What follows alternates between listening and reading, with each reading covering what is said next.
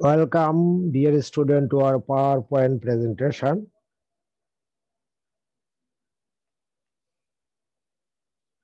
We are happy enough to meet again because we are going to be complete our course in short possible time, and I hope that all of you are well.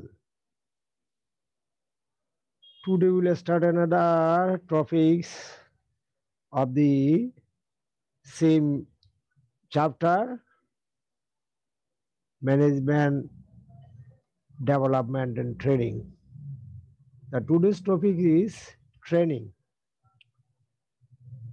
Training is the act of increasing knowledge and skills of a person. It is nothing but simply a way to increase the knowledge and skill of people, and that is called training. So, I heartily welcome all of you to our PowerPoint presentation. The training process, after completion of today's lecture, you will be able to know a system view of training process, the group for organizational effectiveness, the different objectives of training, and we also see the principles to be followed for effective training. Dear student, let first of all we try to discuss the first topic, that is a system view of training process. That is the system to be followed for a fruitful training. For this reason, you have to design the process. It means a systematic approach for developing training program. The following diagram or steps that shows the different steps in the training process. There are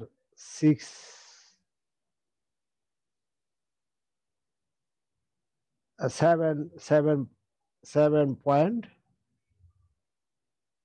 to design an effective training program. প্রিয় শিক্ষার্থী বন্ধু, তোমরা বুঝতে পেরেছ যে একটা প্রশিক্ষণ কর্মসূচিকে যদি আমরা সফল করতে চাই, তাহলে আমাদের কি করতে হবে, যে এটাকে একটা একটা কর্মসূচির মধ্যে আনতে হবে। এটাকে একটা কর্মসূচিতে আনতে হবে, একটা প্রোগ্রামে আনতে হবে, এবং সেখানে বেশ কয়েকটি পদক্ষেপ নিতে হবে। তো আমরা প্রথমে জানার চেষ্টা করি যে প্রথম যে step, that is you have to conduct a needs assessment. What is means? It means you have to analyze the needs of training regarding organization, whether your organization needs training of your employees. And then you have to analyze the persons, that is the people or workers, employees who are working, for their needs any training, and what tasks would you like to be trained of.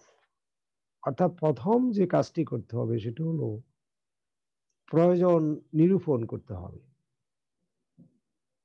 প্রতিষ্ঠানের প্রয়োজন আছে কিনা, এবং যে সকল কর্মী আছে ওই কর্মীদের কার কার প্রয়োজন আছে। সবার তো একই ধরনের ট্রেনিং প্রয়োজন নাও লাগতে পারে, তাই পার্সন বা ব্যক্তিদেরকে তুমি পর্যালোচনা করতে হবে। তারপর তোমাকে পর্যালোচনা করতে হবে টাস্ক, অর্থাৎ কোন কাজটি, কারণ প্রতিষ্ঠানে বিভিন্ন সেকশন ডিপার্টমেন্ট আছে এবং প্রত্যেক সেকশনেরই ভিন্ন ভিন্ন কাজ আছে, সুতরাং কোন কাজের লোকদেরকে প্রশিক্ষণ দিতে হবে এটা তোমাকে ব্যাখ্যা বিশ্লেষণ করতে হবে। এটার নাম হলো need assessment. Number 2, ensuring employees readiness for training. অর্থাৎ এই মুহূর্তে প্রতিষ্ঠানের কর্মীদের প্রশিক্ষণে যাওয়ার জন্য তারা কতটুকু প্রস্তুত খেয়াল করতে হবে। You have to take into consideration there are two types of training. One is on the job training, that is within the organization. Another is off the job training outside of the organization. তাহলে এইটার অর্থ হলো যে আমি এই মুহূর্তে যদি আমার প্রতিষ্ঠান থেকে কর্মীদেরকে অন্য জায়গায় নিয়ে প্রশিক্ষণের ব্যবস্থা করি, কাজের হ্যাম্পার হবে কিনা। তাহলে এই জন্য তারা প্রশিক্ষণ গ্রহণের জন্য আমার কর্মী এই মুহূর্তে ফ্রি আছে কিনা, সোজা কথা। তারপর হলো সেলফ ম্যানেজমেন্ট, এবং যেটা বলছিলাম যে সে নিজকে নিজে কতটুকু উপযুক্ত মনে করছে এবং সে যাওয়ার জন্য, প্রশিক্ষণ গ্রহণ করার জন্য এটা তার ভিতরে কতটুকু কাজ করছে, এটাও জানতে হবে। তারপরে পির অ্যান্ড ম্যানেজমেন্ট যারা আছেন, পির বলতে এখানে আমরা যেটা বুঝি সেটা হলো যিনি বা যারা শিক্ষা দিবেন, যারা প্রশিক্ষণ দিবেন, এবং তারা কতটুকু প্রস্তুত সেটা তোমাকে জানতে হবে। তোমার প্রতিষ্ঠানের কর্মী প্রস্তুত থাকলে হবে না। Management people, those who will be engaged in training process, whether they are free or not, whether they have the time or not, and then you have to think about the support, organizational support, financial support, and other support for conducting training. যে সমর্থন, সহযোগিতা কতটুকু পাওয়া যাবে, এইটাও তোমাকে ব্যাখ্যা করে দেখতে হবে, বিশ্লেষণ করে দেখতে হবে। তারপরে তৃতীয় পর্যায়ে you have to think creating a learning environment, that is the training environment you have to create within the organization or outside of the organization, whatever may be the training venue. যেখানে training প্রশিক্ষণ না হবে, এবং ওখানকার একটা পরিবেশ তোমাকে সৃষ্টি করতে হবে। অর্থাৎ এখানে পরিবেশ বলতে যে উদ্দেশ্য, লার্নিং অবজেক্টিভটাকে এর সাথে আমার প্রতিষ্ঠানে বা কর্মীর সম্পৃক্ততা কতটুকু, এটা তোমাকে নিশ্চিত করতে হবে। মিনিংফুল ম্যাটেরিয়ালস প্র্যাকটিস, এবং যা আমরা আগে জেনেছি যে এই প্রশিক্ষণ বেশিরভাগই হাতে কলমে নিম্ন পদভুক্ত বা নিম্ন পর্যায়ের কর্মীদের দেওয়া হয়, এবং তাদের জন্য প্রয়োজনীয় যে যন্ত্রপাতি বা ট্রেনিং ম্যাটেরিয়াল সেগুলো আছে কিনা, এবং ফিডব্যাক মানে আমার কর্মী যারা আছে, যারা প্রশিক্ষণের জন্য যাবে, তারা কতটুকু রেসপন্স করছে। এবং সবশেষে তোমাকে এই পর্যায়ে দেখতে হবে যে কমিউনিটি অফ লার্নিং, অর্থাৎ কারা কারা কতজন এবং এটা দ্বারা উপকৃত হবে, এবং এটা প্রতিষ্ঠান কতটুকু হবে উপকৃত হবে, কিংবা তোমার কতজন লোককে প্রশিক্ষণ দিতে হবে, এবং ওই পরিমাণ সামর্থ্য, ওই সামর্থ্যটুকু প্রতিষ্ঠানে আছে কিনা। তাহলে এখানে হলো আমাদের এই সবগুলি বিবেচনায় একটা লার্নিং এনভায়রনমেন্ট সৃষ্টি হবে। তারপর হলো চতুর্থত ensuring transfer of learning.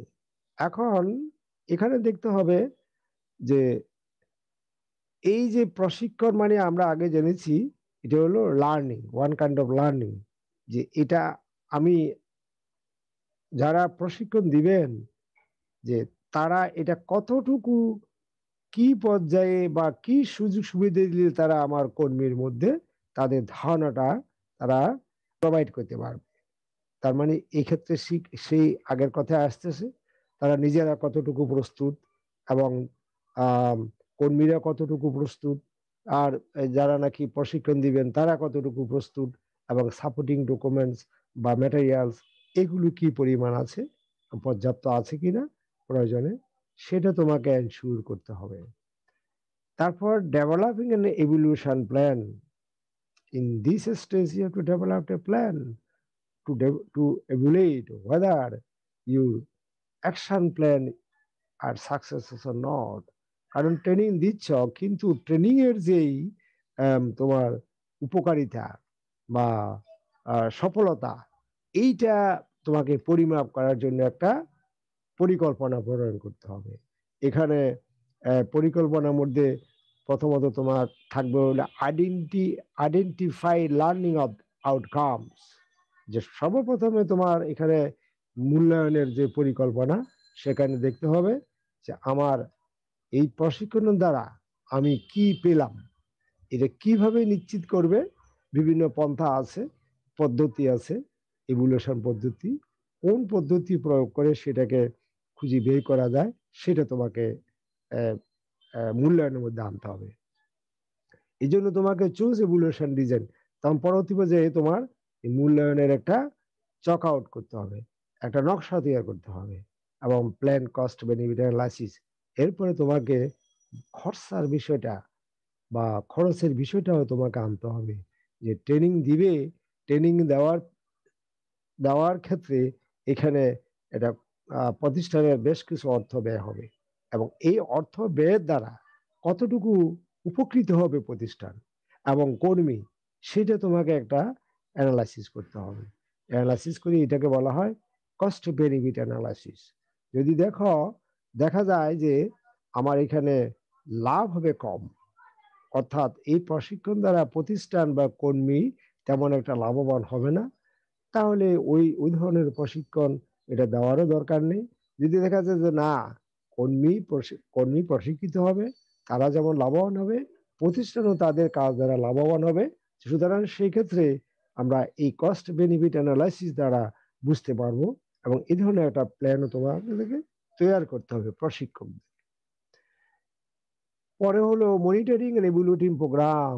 That is the plan you have prepared and you are conducting training, then you have to monitor whether the program is going into তা সঠিকভাবে চলছে কিনা, এবং সেটা মূল্যায়নটাও সঠিক হচ্ছে কিনা।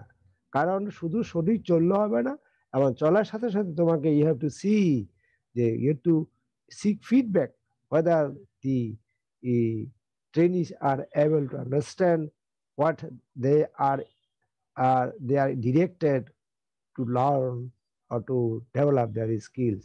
এটা তোমাকে করতে হবে, এবং প্রয়োজনীয় যে make changes to improve the program. এবং এই ক্ষেত্রে ইভলিউশন প্ল্যান আমি যে প্রথমবার করেছি, যে এটা ফাইনাল, এটাকে ধরে থাকলে হবে না, কারণ you have to change the design program according to the needs of the circumstances.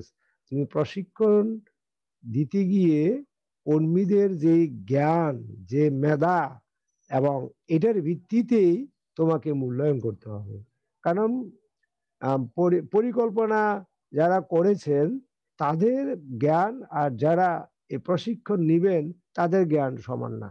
সুতরাং এই ক্ষেত্রে তোমাকে কি করতে হবে, যে প্রয়োজনে ট্রেনিং পদ্ধতি, মূল্যায়ন পদ্ধতি, ইউজ অফ ম্যাটেরিয়ালস, এবং রিসোর্স পার্সন, দ্যাট ইজ যারা প্রশিক্ষণ দিবে, প্রয়োজনে তাদেরকেও পরিবর্তন করা যেতে পারে। কারণ the people who will conduct a training, if they are not proper for that level of employees, then you have to change them.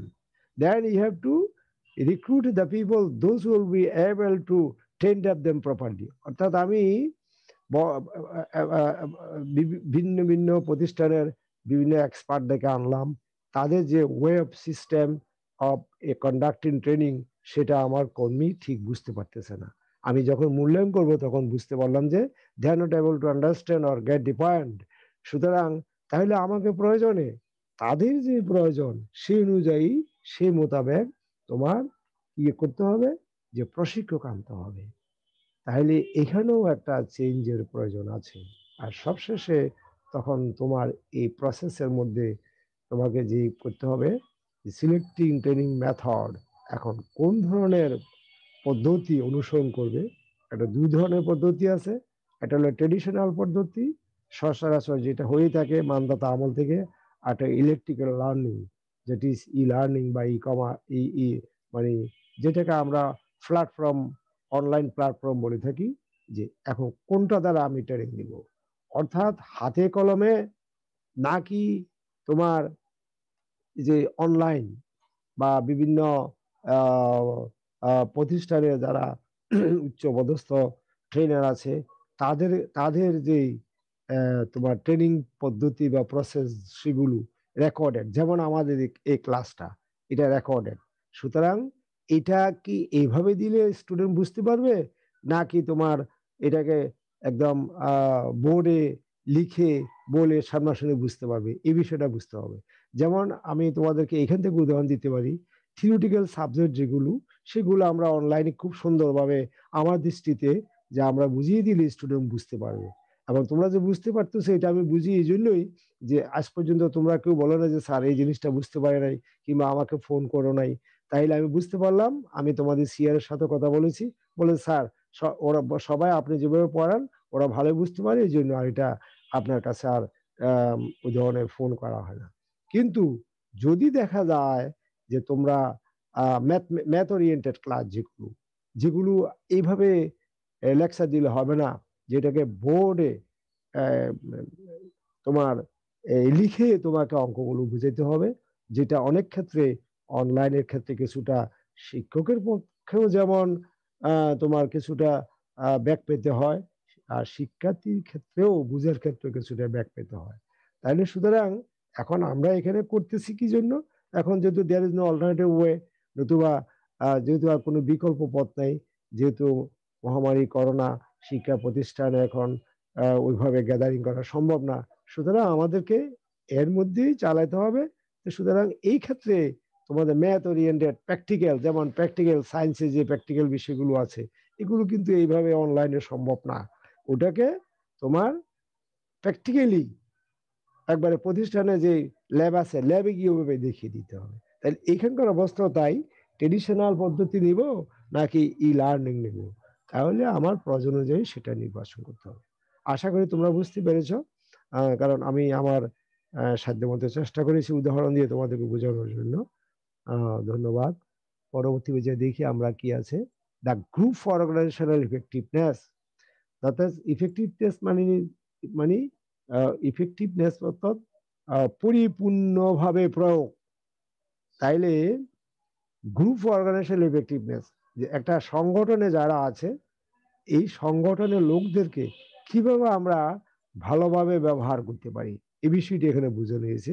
তাহলে a varieties of opinion are available but is following out mention. এক নম্বর কি, যে proper the organizational effectiveness means how effectively an organization can achieve its goal, অর্থাৎ একটা সংগঠন কত সুচারুভাবে, দক্ষভাবে এবং সফলতার সহিত তার লক্ষ্যফল অর্জন করতে পারে।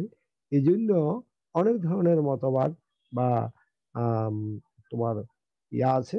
তো আমরা এর মধ্যে মেইনগুলো এখানে আলোচনা করছি। এক নম্বর প্রপার ডিসিশন মেকিং, যে অবশ্যই if you want to achieve the rational goals, then you have to make a proper decision, because decision means a plan, one kind of plan that is decided earlier, and accordingly you will work, then you will be able to achieve the goal. এটা পূর্ব নির্ধারণ একটা ধারণা, যে ধারণাটা তুমি সঠিকভাবে যদি করতে পারো লক্ষ্য বলে তুমি পৌঁছতে পারবে। এবং পরবর্তী যে দ্বিতীয় যেটা চেঞ্জ এন্ড লার্নিং, তোমার লক্ষ্যফল অর্জন করতে হলে আমি যেটা আগে বলেছিলাম, that is the plan already been prepared by the town level management. ঊর্ধ্বতন কর্তৃপক্ষ পরিকল্পনা প্রণয়ন করেছে, কিন্তু এই পরিকল্পনা মোতাবেক লক্ষ্যফল অর্জন করতে গেলে অনেক ক্ষেত্রে বাস্তবে কিন্তু এটার সাথে পরিবর্তনের প্রয়োজন হয়। এই জন্য তোমরা লক্ষ্য করবে যে বিভিন্ন প্রকল্প যেগুলো হাতে নেওয়া হয় প্রতিষ্ঠানের পক্ষ থেকে বা সরকারের পক্ষ থেকে, দেখা গেল পরিকল্পনা মোতাবেক কাজ করতে গিয়ে বিভিন্ন সমস্যার সৃষ্টি হয়, পরে আবার এটাকে পরিবর্ধন এবং অতিরিক্ত বাজেট সেখানে আরো অতিরিক্ত বাজেটও সেখানে দেওয়া হয়। তার অর্থটা কি, তার মানে যে পরিকল্পনা প্রথম যেভাবে করা হয়েছিল ঠিক ওইভাবে এটাকে বাস্তবায়ন করা যাবে না, এটাকে আরো ভিন্নভাবে ভিন্ন প্রক্রিয়ায় কাজ করতে হবে, ফলে সেখানে বাজেটেরও দরকার। তাহলে এই চেঞ্জ এবং লার্নিং এর বিষয়টিও সেখানে থাকবে। তারপরে পরবর্তী পর্যায়ে যে বিষয়টি দরকার সেটা হলো group effectiveness. Group means a number of people who works together to achieve some goals. যখন একাধিক ব্যক্তি বা বহু সংখ্যক ব্যক্তি একই লক্ষ্যফল অর্জনের জন্য তারা ধাবিত হয়, সেটাকে গ্রুপ বলে। এখন এই গ্রুপের মধ্যে everybody should work to achieve the গোল, হ্যাঁ, টার্গেটেড গোল। সবাইকে সমানভাবে কাজ করতে হবে। কিন্তু এই গ্রুপের মধ্যে যদি তোমার সাবডিভিশন থাকে, ভাগ থাকে বা কাজে অনীহা থাকে, তাহলে কিন্তু কেউ কেউ কাজ করে লক্ষ্যফল অর্জন করতে পারবে না। তাই গ্রুপ ইফেক্টিভনেসের জন্য দরকার যে গ্রুপের সকল সদস্য যারা আছে তাদের আগ্রহ। তারপরে self organising and adopting system, এবং আরো একটা স্বাধীনতা দিতে হবে যে people who are working they must given the authority to change, to change the the way of working, way of method। অর্থাৎ আমি যেটা আগে বলেছিলাম যে প্ল্যান যারা করেছেন তারা কিন্তু বাস্তব হাতে কলমে না, তারা জানেন, তারপরে দেখা গেলো কাজ করতে গিয়ে এটার পরিবর্তন দরকার। এখন যারা কাজ করবে, বিশেষ করে তার সুপারভাইজারের অধীনে, তাদেরকে সেই ক্ষমতা দিতে হবে যে প্রয়োজনে তুমি এটাকে পরিবর্তন করতে পারো, কারণ আমার উদ্দেশ্য হলো যে আমার লক্ষ্য যেটা সেটা অর্জন করা। সুতরাং এখানে তোমার যেটা দরকার যে নিজকে অর্গানাইজ করা এবং নতুন সিস্টেম প্রয়োজনে অ্যাডপ্ট করার এই বিষয়টিও থাকতে হবে।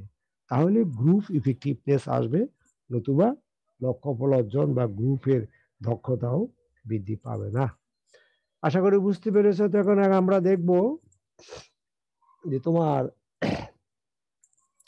এই যে ট্রেনিং আমরা দিচ্ছি, একটা ট্রেনিং করতে গেলে অনেক লোকের সম্পৃক্ততা, হ্যাঁ, সংগঠনের অর্থ ব্যয় এবং অনেক ক্ষেত্রে কাজেরও হ্যাম্পার হয়। সুতরাং আমরা কেন ট্রেনিং দিব? Why we should conduct training? There are to achieve some objectives employees or workers are in part training. The number one objective is to increase knowledge of the employees, of the workers. The main objective of training is to increase knowledge, because knowledge is power. If you don't know, you have no knowledge about any particular job, about any particular work, then you can't perform the tasks effectively and efficiently. For this reason, if you trained up, or that is, if you are knowledgeable, then it will be very easy to handle it.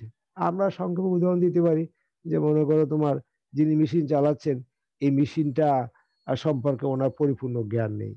এখন তাকে যদি মেশিনটা চালানোর প্রয়োজনীয় জ্ঞান দেওয়া হয়, তাহলে সে নিজেই পারবে। তোমাদের মধ্যে উদাহরণ নাও, যেমন মনে করো তোমরা যারা মোবাইল, এখনকার ছেলেমেয়েরা আমাদের মতো বয়সী লোকের চাইতে তোমার এই ইলেকট্রনিক্স ডিভাইস খুব ভালো চালাইতে পারে। তার কারণটা কি? তারা এটা ঘাটাঘুটি করে সারাক্ষণ বসে, এই জন্য তারা খুব ভালোই বুঝতে পারে। যেমন আমি অতটুকু ঘাটাঘাটি করি না, এই জন্য দেখো যে হয়তো তোমাদের মতো মোবাইলের সবকিছু পারি না। এবং সেই ক্ষেত্রে দেখা যায় আমি কি করি, ওই আমার মেয়ের কাছ থেকে শিখে টিকে অনেকগুলা ঠিক করিনি। তাহলে তদ্রূপ ভাবে তোমার তোমার এই যে নলেজটা বা জ্ঞানটা আনতে হবে। তো জ্ঞান আনার জন্য দরকার প্রশিক্ষণ করা, কোনো ওস্তাদ, কোনো পীর এর শরণাপন্ন। তৃতীয় উদ্দেশ্য হলো টু ইনক্রিজ স্কিল। স্কিল বলতে কি বোঝায়? Skill means efficiency, how one can perform his assigned tasks satisfactorily. দক্ষতা বলতে বোঝায় একজন লোক, একজন কর্মী কত সুচারু এবং সূক্ষ্মভাবে তার উপর অর্পিত দায়িত্ব বা কাজসমূহ সম্পন্ন করতে পারে, সেটাকে বলে দক্ষতা বা স্কিল। তাহলে এই ট্রেনিং এর মাধ্যমে it is possible to develop one's skill through, if you impart training to anybody or any employees or workers, then his or her skill will also increase. কারণ কাজ কাজের মাধ্যমে মানুষ দক্ষতা অর্জন করে, আর কাজ করানোর জন্য সুচারুভাবে করানোর জন্য যদি তাকে প্রশিক্ষণ দেওয়া হয়, সে আরো ভালোভাবে কাজ করতে পারে। সুতরাং এই ক্ষেত্রে এম, এম, দক্ষতা বৃদ্ধিও আরেকটা লক্ষ্য প্রশিক্ষণের। To change the attitudes of workers, হ্যাঁ, অর্থাৎ ওয়ার্কারের বা কর্মীর, বেশিরভাগ কর্মীরই মানুষ হলো নেগেটিভ অ্যাটিটিউডের, কাজের প্রতি আগ্রহ কম থাকে। কারণ মানুষ সুযোগ পেলে কি করে, কাজকে অ্যাভয়েড করে বা ফাঁকি দেয়। এটা আমরা থিওরি এক্স এবং থিওরি ওয়াইতে আমরা জেনেছি। ডগলাস ম্যাকগ্রেগর উনি মানুষের আচরণ পর্যবেক্ষণ করে যে এই একটা থিওরি দিয়েছেন, থিওরি এক্স এবং থিওরি ওয়াই নামে। থিওরি এক্সে উনি দেখিয়েছেন যে বেশিরভাগ মানুষই কাজের প্রতি অনীহা এবং সে সুযোগ পেলেই ফাঁকি দিবে। আর কিছু লোক আছে সুযোগ পেলেও ফাঁকি দিবে না, সে তার উপর অর্পিত দায়িত্ব সে যথাযথভাবে পালন করবে। তাহলে এখন এটা হলো ওয়াই থিওরি। তাইলে এখন এই যে যাদের নেগেটিভ অ্যাটিটিউড কাজের প্রতি, প্রতিষ্ঠানের প্রতি, তাদের সে মনোভাবটা, অ্যাটিটিউডটা ফিরিয়ে আনার জন্য দরকার প্রশিক্ষণ। প্রশিক্ষণের মাধ্যমে তার কাজের প্রতি আগ্রহ সৃষ্টি করা, কাজের দ্বারা সে কি পাবে, কি বেনিফিট হবে।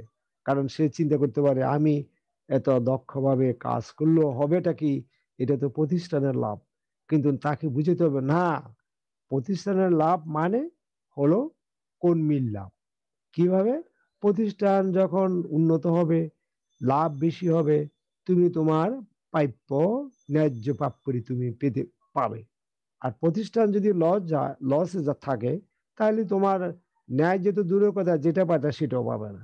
তার মধ্যে এই বিষয়গুলো আনতে হবে যে work is life, life is work, without work man cannot live, without work man cannot lead a happy life. So you have to um, always uh, always be aware about the duties and responsibilities, and accordingly you should develop yourselves. Next, আরেকটা উদ্দেশ্য হলো training এর to reduce accidents. The people, those who are works with the machine tools, and it will become sometimes they will have to face accident. So if they give proper education, if they are developed regarding their works, then it can be reduced. Accident যে হবে না তা না, হতে পারে, কিন্তু যেখানে মনে করো 30% 40%-এর সম্ভাবনা ছিল, সেটা কমে আর অন্তত বা 5% 10%-এর মধ্যে আসতে পারে, কারণ সে কাজ জানলে অ্যাক্সিডেন্ট হবে কম। তারপর হলো provide a better opportunities for workers.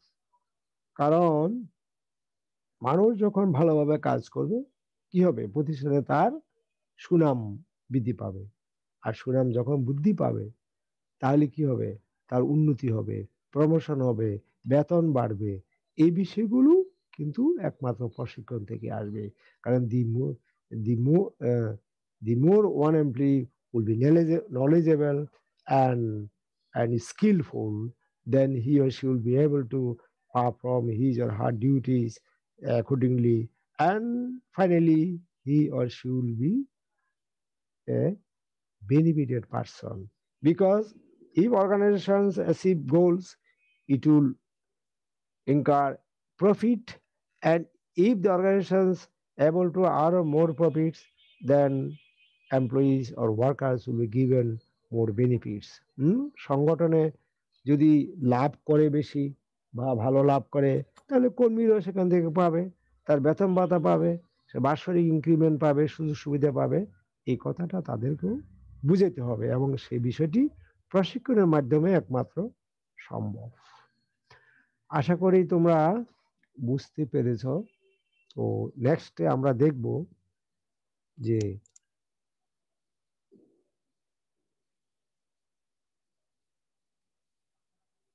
Principles of training. এখন আমরা যে প্রশিক্ষণ দিব, এই প্রশিক্ষণেরই কিন্তু কিছু নীতি আছে। কারণ প্রিন্সিপালস হলো এক ধরনের গাইড করার আদর্শ, যেটাকে অনুসরণ করে তোমার কর্ম সম্পাদন করা হয়। এটা হলো universal truth, universal truth, accepted truth that will guide to perfect task of sincerely. তাহলে 1 নম্বর যে প্রিন্সিপাল বা নীতি হবে, create learning objective. 2, address skill gap. 3, deliver a consistent message. 4, use proper learning method. 5, establish comprehensive evaluation. 6, give rewards. তাহলে 1 নম্বর যেটা সেটা হলো create learning objectives, অর্থাৎ why you are imparting training to your employees, then you must establish your objectives and accordingly you will impart training or give training. তোমার প্রশিক্ষণ দেওয়ার উদ্দেশ্য তোমাকে নির্ধারণ করতে হবে। শুধু প্রতিষ্ঠানে টাকা ব্যয় করে সবাই একটু ওখান থেকে আয় ইনকাম করলো, বা এটা কিন্তু কথা না। আসল কথা হলো লক্ষ্য নির্ধারণ করে এবং লক্ষ্য অর্জনের জন্য প্রয়োজনীয় শিক্ষণ ব্যবস্থা করা, এটা নিশ্চিত করতে হবে। 2, address skill gaps. You have to think, you have to analyze. We told it earlier, the person's analysis. What are the gaps? What are the lackings of an employee or workers? Then accordingly you must address them. যে কোনো কর্মীর কোন বিষয়ে তার short আছে বা জানার তার দরকার আছে, এই বিষয়টা নির্ধারণ করে এবং সেই অনুযায়ী তাকে প্রশিক্ষণ দিতে হবে। শুধু এমনি ঢালাওভাবে সবাইকে একই ধরনের প্রশিক্ষণ দিলে হবে না, কারণ খেয়াল করতে হবে আমরা যে প্রশিক্ষণের কথা বলছি এটা হলো লোয়ার লেভেলের এমপ্লয়ি যারা আছে, ওয়ার্কার্স যারা আছে, যারা প্রোডাকশনের সাথে কিংবা জড়িত বেশিরভাগ, তাদেরই এই ধরনের প্রশিক্ষণ দেওয়া হয়। তাহলে সবার কিন্তু সব ধরনের ল্যাকিং নেই, কারো যার যেটা আছে সেটাকে অ্যাড্রেস করতে হবে। সেটা অ্যাড্রেস মানে সেটা আইডেন্টিফাই করে, সেটাকে নির্ধারণ করে সেই অনুযায়ী তাকে জ্ঞান দিতে হবে, তার দক্ষতা বৃদ্ধির ব্যবস্থা করতে হবে। তারপর হলো deliver A consistent message, that is the trainer must train up the people according to the needs of the people or workers. তার প্রয়োজন অনুযায়ী তাকে প্রশিক্ষণ দিতে হবে। অপ্রয়োজনীয় কথাবার্তা, অপ্রয়োজনীয় তোমার যেটাকে বলা হয় জ্ঞান বা দক্ষতার অবতারণা করে লাভ নেই। যেমন টেক্সটাইল ওয়ার্কার যারা আছে তাদেরকে তুমি টেক্সটাইল প্রোডাক্ট তৈরির যেই প্রশিক্ষণ সেটা তোমাকে দিতে হবে। তুমি টেক্সটাইলের ক্ষেত্রে সেখানে যদি তুমি মনে করো ওই যে জুট ইন্ডাস্ট্রি যে ট্রেনিং, সেই হাতে কলমে সে ট্রেনিং দিলে কোনো কাজ হবে না, কারণ টেক্সটাইল আর জুট ভিন্ন জিনিস। এখন যারা চটের বস্তা করে তাদের যে প্রশিক্ষণ আর যারা কাপড় তৈরি করে তাদের প্রশিক্ষণ সমান না। এই জন্য কনসিস্টেন্ট মেসেজ, সংশ্লিষ্ট প্রয়োজনীয় তাকে সংবাদ বা জ্ঞান তাকে দিতে হবে। এবং পরবর্তী পর্যায়ে যে নীতি সেটা হবে ইউজ প্রপার লার্নিং মেথড, যে সঠিক পদ্ধতি বা প্রক্রিয়া অনুসরণ করতে হবে। সকল বিষয়ে সকল পদ্ধতি সকলের কাছে সমভাবে গ্রহণযোগ্যতা পায় না। তো সুতরাং তাহলে কেউ দেখবো যে লেকচারের মাধ্যমে শুনতে পারে, ভালো বুঝতে পারে, কেউ আবার হাতে কলমে দেখা দিলে বুঝতে পারে, কেউ আবার স্লাইড তৈরি করে দিলে বুঝতে পারে। তাহলে তোমার লার্নিং মেথডটা তোমাকে ওইভাবে নির্ধারণ করতে হবে যে আমার যারা নাকি প্রশিক্ষণ কর্মী বা প্রার্থী এখানে আছেন এবং তারা কোন পদ্ধতিটা তারা ভালো বুঝবেন, সেটা তোমার সুপারভাইজার সাহেব যিনি আছেন, ম্যানেজার সাহেব যিনি আছেন, তারাই যেহেতু তাদেরকে নিয়ে কাজ করেন, তারাই ভালো বলতে পারবে এবং সেই অনুযায়ী তাদেরকে ওই ধরনের প্রশিক্ষণ দিতে হবে। তারপর হলো ইউজ প্রপার লার্নিং মেথড, এগুলো স্টাবলিশ কম্প্রিহেনসিভ এভ্যালুয়েশন। আমরা জানি যে the plan prepared by the management people, but whether and whether the method are executed systematically and able to understand by the people, it must be evaluated. যে কারণ যে পদ্ধতি প্রক্রিয়া অনুসরণ করা হচ্ছে সেটা যদি সঠিক না হয় তাহলে কি হবে, তাহলে যে যারা নাকি এটার তোমার এই ইয়ে পার্টিসিপেন্ট তাদের পক্ষে কিন্তু অনেক ক্ষেত্রে এটা সম্ভব না যে সবকিছুকে তারা সমভাবে গ্রহণ করবে। সুতরাং এখানে যেটা বিষয়টা আমাকে সেখানে আসতে হবে যে তোমার হ্যাঁ এখানে আসতে হবে। আমরা এবার এই দেখি বলি, আমাকে আসতে হবে যে ওই পদ্ধতি ওই প্রক্রিয়া যেটা আমার প্রশিক্ষণার্থী ভালোভাবে বুঝতে হবে। কারণ every method, every system of the training process will not be equally applicable to everyone. প্রশিক্ষণের বিভিন্ন পদ্ধতি প্রক্রিয়া আছে, আমরা পরে সেগুলো আলোচনা করব। তবে সকল পদ্ধতি বা প্রক্রিয়া সকলের কাছে সমভাবে গ্রহণযোগ্য না। সুতরাং যেমন তোমাদের মধ্যে কেউ অ্যাকাউন্টিং ভালো বুঝে, কেউ ফাইন্যান্স ভালো বুঝে, কেউ ম্যাথ ভালো বুঝে, কেউ ম্যানেজমেন্ট ভালো বুঝে, কেউ HRM ভালো বুঝে, কেউ মার্কেটিং ভালো বুঝে। তো সুতরাং এই জন্য তোমাদের ওই মেজর নির্ধারণ করা হয়। তোমরা যখন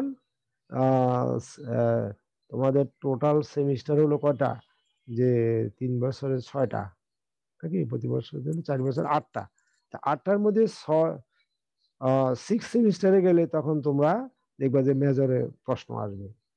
এখন সবাই কিন্তু সবাই একই মেজরে করবে না তোমরা, কারণ সবাই সবকিছু সমভাবে বুঝে না, যে যেটা ভালো বুঝে সে সেটাই করবে। তাই তোমার এই জন্য এখানে যে ওটা নির্ধারণ করতে হবে কর্মীর, যে কোনটা সে ভালোভাবে পারবে, কোনটা সে পারবে না, এবং যে পদ্ধতি যাদের জন্য প্রয়োজন তাদের থেকে সে পদ্ধতি যে বললাম, লেকচার মেথড আছে, আন্ডারস্ট্যান্ডিং মেথড আছে, কোচিং সিস্টেম আছে, তারপরে তোমার এই হাতে কলমে শেখানো আছে, ইত্যাদি ইত্যাদি, যেগুলো আমরা পরে দেবো। তারপরে হলো তোমার ইভ্যালুয়েট কম্প্রিহেনশন। তোমার প্রশিক্ষণ দিলে 1 সপ্তাহ বা 15 দিন বা 1 মাস একেবারে ঢাকঢোল পিটিয়ে বড় এক্সপার্ট এনে বিভিন্ন প্রতিষ্ঠান থেকে, কিন্তু how far they are able to understand or get the message or got the message, that must be evaluated. এখন তোমাকে এটা মূল্যায়ন করতে হবে। মূল্যায়নের বিভিন্ন পদ্ধতি আছে। পদ্ধতির 1 নম্বর যেটা সহজ পদ্ধতি হলো ফিডব্যাক নেওয়া। অর্থাৎ যিনি যখনই প্রশিক্ষণ দিচ্ছেন, লেকচার দিচ্ছেন কিংবা হাতে কলমে শিখিয়ে দিচ্ছেন, ওনার উচিত হবে যে তাদেরকে জিজ্ঞেস করা বা তাদের কাছ থেকে জেনে নেওয়া যে তারা এটা বুঝতে পারলো কি পারলো না। আর এছাড়াও আরো আছে যে তোমার বিভিন্ন কোশ্চেনিয়ার তৈরি করে তাদের মধ্যে সরবরাহ করলে সেই অনুযায়ী তারা উত্তর দিলে বোঝা যাবে যে তারা কেমন বুঝতে পারতেছে। তবে এই কাজগুলো কিন্তু একেবারে প্রশিক্ষণ শেষে করলে কাজ হবে না, কারণ প্রশিক্ষণ 21 দিনের প্রশিক্ষণের কর্মসূচিতে আসছো, তুমি যদি 20তম দিন বা 21তম দিনে গিয়ে তাদের মূল্যায়ন করো, তাহলে দ্বিতীয়বার তার রেক্টিফিকেশনের সুযোগ থাকবে না। এই জন্য এই ইভ্যালুয়েশন প্রোগ্রামটা কন্টিনিউয়াস চলবে, রানিং। অর্থাৎ যখনই যিনি প্রশিক্ষণ যে বিষয়ে লেকচার দিবেন, ওই বিষয়ে ওনার লেকচারের মধ্যেই, যেটা আমরা কমিউনিকেশনে বলেছি যে সিকিং ফিডব্যাক, তুমি কাউকে কোনো তথ্য দেওয়ার পরে তাকে জিজ্ঞেস করতে হবে তুমি বুঝতে পারছো কি। যদি সে বুঝতে পারলে ভালো, আর বুঝতে না পারলে তখন সে না এটা আমি বুঝতে পারিনি। যেমন আমরা তোমাদেরকে মাঝে মাঝে বলি বুঝতে পেরেছ, তো তোমরা বলে স্যার বুঝতে পেরেছি, তুমি এই বিষয়টি যদি আমাকে আর একটু বলেন তাহলে আমার সুবিধা হয়। এইটাকে বলে ফিডব্যাক। সুতরাং এটা একটা মূল্যায়ন পদ্ধতি। এটা একেবারে ডাইরেক্ট ফেস টু ফেস মূল্যায়ন পদ্ধতি। অবশ্য আমরা এই পদ্ধতিতে কিন্তু ওইভাবে করতে পারতেছি না, তবে জুম ক্লাস হলে কিন্তু আমরা পারতাম।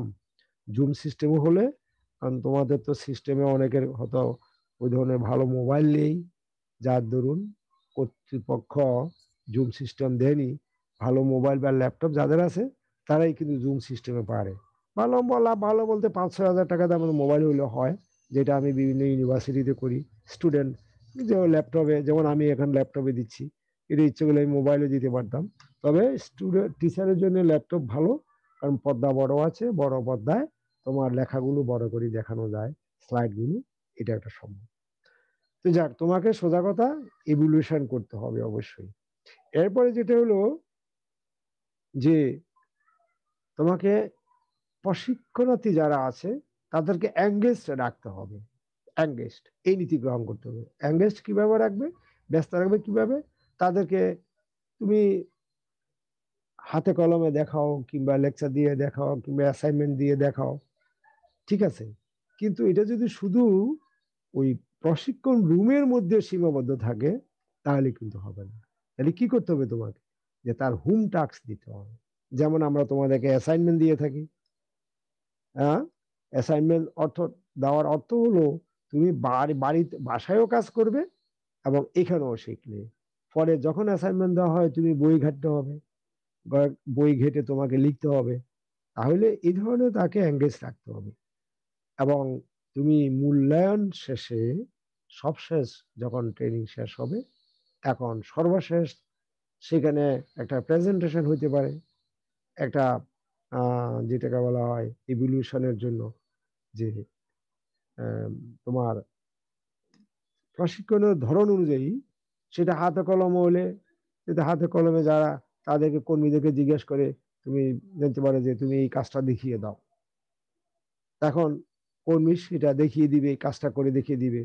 আর যদি তোমার লেকচার সিস্টেম হয় তাহলে সেখানে সে লেকচার দিয়ে বুঝিয়ে দিবে এটা এইভাবে এইভাবে। তাহলে এভাবে যখন তুমি তার কাছ থেকে তুমি জানবে, তখন তুমি বুঝতে পারবে এবং সেখানে কে ভালো করলো, কে ভালো শিখলো, এটা তো আগেও একবার জানবে। আমার সর্বশেষ যে ভালো করলো, যারা ভালো করলো তাদেরকে বিশেষ পুরস্কারের ব্যবস্থা করতে হবে, রিওয়ার্ড সিস্টেম থাকতে হবে। এবং রিওয়ার্ডটা কি হবে? এখানে টাকা পয়সা না, মেইন না, যে তার সার্টিফিকেট ওই ধরনের শব্দ বাক্য দিয়ে তাকে সম্মানে ভূষিত করতে হবে। তাহলে সবাই তো সার্টিফিকেট পাবে, এই সে সফলতার সাথে প্রশিক্ষণ সমাপ্ত করেছে ইত্যাদি ইত্যাদি। এবং ওখানে তুমি বিভিন্ন ক্যাটাগরি করতে পারো। কেমন হইতে পারে যে সে সে বিশেষ বিশেষভাবে মর্যাদা সম্পন্ন, বা বিভিন্ন ধরনের টেকনিক আছে, শব্দ আছে, যে এগুলো ব্যবহার করে তখন তাকে রিওয়ার্ড দেওয়া যেতে পারে। তাহলে কি হবে? এই নীতি যদি আমরা গ্রহণ করি তাহলে প্রশিক্ষণ যেমন সফল হবে, প্রশিক্ষণার্থী যারা তারাও সফল হবে, এবং তারাও knowledge and skill can develop. কারণ প্রত্যেক মানুষ চায় তার কাজের বিনিময়ে সে একটা স্বীকৃতি পাক। যেমন সে একটা সার্টিফিকেটও পাবে, এর মধ্যে যে ভালো করলো সে যদি বিশেষ সম্মাননা পেয়ে থাকে, বা বিশেষ বা A category, B category, C category, এই ধরনের যদি একটা সম্মান আগ থেকে ডিক্লারেশন থাকে যে হ্যাঁ, যারা ভালো করবে তাদেরকে এ ক্যাটাগরির প্রশিক্ষণার্থী হিসেবে গণ্য করা হবে, আর যারা ভালো কম করবে তাদেরকে বি ক্যাটাগরি, আর অন্যদেরকে সাধারণ ক্যাটাগরি, তখন সবাই ভালো করার চেষ্টা করবে। অর্থাৎ এখানে পুরস্কারের ব্যবস্থা তোমাদেরকে করতে হবে। তো আমাদের আজকের টপিকস এখানেই শেষ করি। আমি আশা করি তোমরা বুঝতে পেরেছ। আর বুঝতে না পারলে তোমরা যোগাযোগ করতে পারো, আমার নাম্বার দেওয়া আছে। তোমরা বিশেষ করে সন্ধ্যার পরে আমাকে রিং দিলে আমি তোমাদের সাথে কথা বলবো এবং তোমাদের বিষয়টি সুন্দরভাবে বুঝিয়ে দেওয়ার চেষ্টা করবো আরো। আশা করি সবাই ভালো থাকবে। আগামী ক্লাসে আমরা প্রশিক্ষণের বিভিন্ন পদ্ধতি যেগুলো আছে সেগুলো নিয়ে আলোচনা করব। সে পর্যন্ত সবাই ভালো থাকো। আল্লাহ হাফেজ।